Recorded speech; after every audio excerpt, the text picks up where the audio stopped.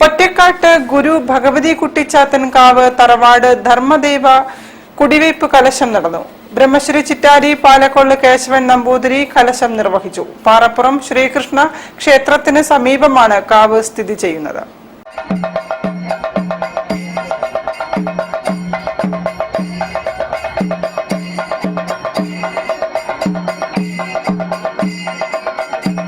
പൊറ്റക്കാട്ട് ഗുരു ഭഗവതി കുട്ടിച്ചാത്തൻകാവ് ട്രസ്റ്റാണ് ക്ഷേത്ര കുടിവയ്പ് ചടങ്ങുകൾക്ക് നേതൃത്വം നൽകിയത്.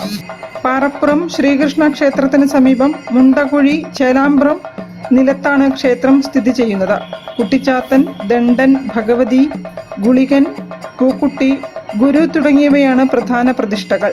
കുംഭം 8-ന് രാവിലെ 8:30-ക്കും 9:30-ക്കും ഇടയിലുള്ള ശുഭമുഹൂർത്തത്തിൽ തറവാട് അംഗങ്ങളുടെയും പ്രദേശവാസികളുടെയും നിറഞ്ഞ സാന്നിധ്യത്തിൽ പാലക്കൊള്ള് ഇല്ലം കേശവൻ നമ്പൂതിരിയുടെ കാർമ്മികത്വത്തിൽ കുടിവെപ്പ് കലശക്രിയകൾ നടന്നു.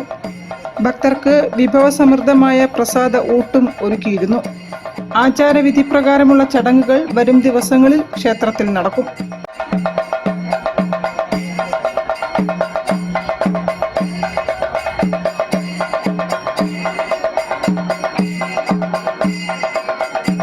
News bureau, Kozhikode.